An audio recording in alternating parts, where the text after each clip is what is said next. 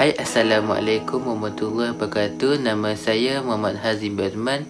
Nombor kad matrik saya 17DIB21F1045. Saya dari kelas DIB 1B. Assalamualaikum, nama saya Nur Syiraya Aziana binti Takib, memegang kad matrik 17DIB21F1049. Assalamualaikum warahmatullahi wabarakatuh.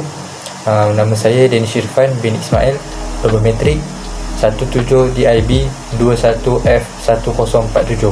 Assalamualaikum, nama saya Nur Intan Suhaida binti Nur Azman. Nombor pendaftaran 17DIB21F1053. Hari ini kumpulan kami akan membentangkan mengenai tajuk hukum taklifi wajib dan hukum-hukum wada'i sebab. Hukum taklifi wajib ialah hukum yang dituntut oleh syar'i untuk melakukan sesuatu perbuatan dengan tegas dan kuat. Jika dilaksanakan akan membuatkan pujian dan pahala, dan jika ditinggalkan dalam keadaan mampu akan membuatkan kecelaan dan seksa. Wajib ain merupakan suatu kewajipan yang dikenakan oleh syarak ke atas setiap mukallaf, di mana tanggungjawab untuk melaksanakannya terbeban di atas bahu masing-masing. Sebarang tindakan mewakilkan kewajipan ini dianggap terbatal, dan tanggungjawab untuk melakukannya terus kekal di bahu mukallaf yang terlibat. Sebagai contoh bagi kategori ini ialah kebanyakan ibadat-ibadat khusus seperti solat fardu, puasa di bulan Ramadan, menunaikan haji dan sebagainya. Pembahagian hukum wajib yang kedua ialah wajib kifayah. Wajib kifayah bermaksud suatu kewajipan yang dibebankan ke atas ramai orang tetapi bukan untuk dilakukan oleh semua. Namun, ianya dikira mencukupi jika satu kelompok dalam masyarakat telah melaksanakannya, sehingga baki ahli masyarakat yang lain dianggap terlepas daripada tanggungjawab tersebut. Namun demikian, jika tidak wujud seorang pun melakukan wajib kifayah, dosa akibat meninggalkannya akan ditanggung oleh seluruh ahli masyarakat kerana mereka dianggap telah mengabaikan suatu kewajipan. Contoh bagi kategori ini ialah kepakaran yang diperlukan dalam bidang peperangan, kehakiman, pengurusan, pengajian agama dan sebagainya. Walau bagaimanapun, sebagai tambahan, status wajib kifayah ada kalanya boleh berubah menjadi wajib ain berasaskan keperluan. Sebagai contoh, dalam keadaan negara diserang oleh musuh, semua orang berkewajipan mempertahankannya, kerana jika tidak, semua penduduk tanpa pangkat akan terima kesan negatifnya. Taklifi dari segi wajib mutlak. Wajib mutlak merujuk kepada perkara yang dituntut oleh syarak agar ia dilakukan tanpa diikat dengan waktu tertentu. Oleh demikian, seorang mukallaf dibenarkan melakukannya pada mana-mana waktu yang diingini. Namun begitu, dia digalakkan melakukannya dalam masa yang terdekat kerana kematian merupakan sesuatu perkara yang tak boleh dijangka. Antara contoh wajib mutlak ialah mengadakan puasa bagi mereka yang telah meninggalkannya dengan keuzuran dan melunaskan hukuman kafarah bagi mereka yang melanggari sumpah. Wajib muakkad. Wajib muakkad ialah perkara dituntut oleh syarak agar dilakukan dalam tempoh masa yang ditetapkan. Seseorang mukallaf wajib melakukan perkara wajib tersebut dalam tempoh masa yang ditetapkan bagi mengelakkan balasan dosa. Contoh wajib muakkad ialah solat fardu, solat Jumaat dan puasa di bulan Ramadan. Berikut merupakan dalil mewajibkan untuk solat. Firman Allah, dan dirikanlah kamu akan sembahyang dan keluarkanlah zakat, dan rukuklah kamu semua berjemaah bersama-sama orang-orang yang rukuk. Wajib muhadad bermaksud perkara wajib yang telah ditetapkan kadarnya yang jelas oleh syarak. Selagi mana kewajipan yang dinyatakan gagal dilaksanakan mengikut kadar yang sepatutnya, maka bebanan tanggungjawab tersebut terus kekal dan dianggap sebagai hutang yang wajib dilunaskan. Sebagai contoh, kadar pengeluaran zakat, kadar pembayaran diyat, kadar bayaran dalam transaksi jual beli yang telah dipersetujui dan sebagainya. Masuk wajib ghair muhadad pula ialah perkara wajib dilakukan tanpa ditentukan kadarnya oleh syarak.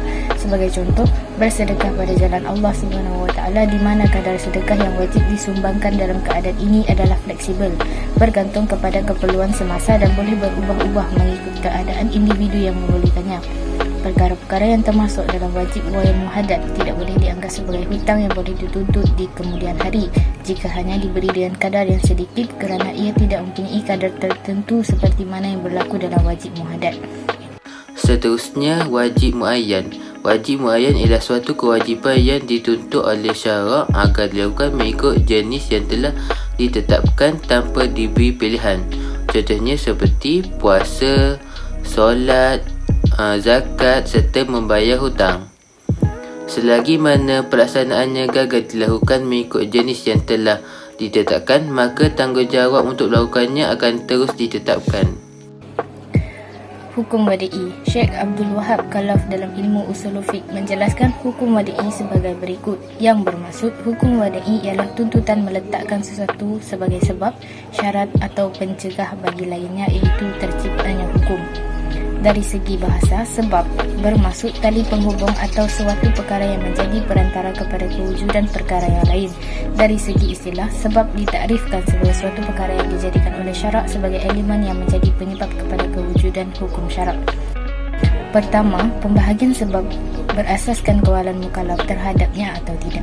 Sebab menurut asas pembahagian ini boleh dibahagikan kepada dua, iaitu sebab yang boleh dikawal oleh mukallaf dan sebab yang tidak boleh dikawal oleh mukallaf.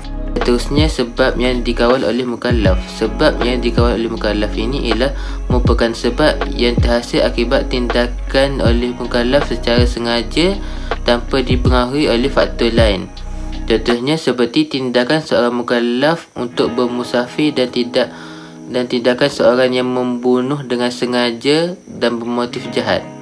Kedua-dua contoh tersebut mampu dielak dan boleh dikawal jika dia berkemahuan untuk berbuat demikian. Hukum wada'i dari segi sebab yang tidak boleh dikawal oleh mukallaf. Sebab yang tidak boleh dikawal oleh mukallaf bermaksud sebab yang berlaku di luar daripada kawalannya kerana dipengaruhi oleh faktor luaran seperti perubahan cuaca dan alam. Sebagai contoh, waktu gelincir matahari yang menjadi sebab kepada kewajipan mendirikan solat fardu zuhur. Munculnya anak bulan Ramadan menjadi sebab kepada kewajipan melaksanakan ibadat puasa. Situasi terdesak darurat menjadi sebab kepada keharusan memakan bangkai. Penyakit gila dan umur yang masih kecil menjadi sebab kepada wujudnya halangan ke atas orang gila dan kanak-kanak untuk menguruskan sendiri harta masing-masing. Seterusnya ialah sebab yang memberi kesan kepada hukum wada'i, iaitu tindakan syarak yang meletakkan perkahwinan sebagai sebab kepada timbulnya pelbagai kewajipan yang lain seperti pemberian mas kahwin, nafkah dan hak pewarisan harta. Dalam hal ini, perkahwinan dianggap sebagai sebab yang merupakan salah satu jenis hukum wada'i di mana ia menyebabkan kewajipan untuk melakukan perkara-perkara lain. Sekian pembentangan daripada kumpulan kami. Wabillahi taufiq wal hidayah. Wassalamualaikum warahmatullahi wabarakatuh. Sekian, terima kasih.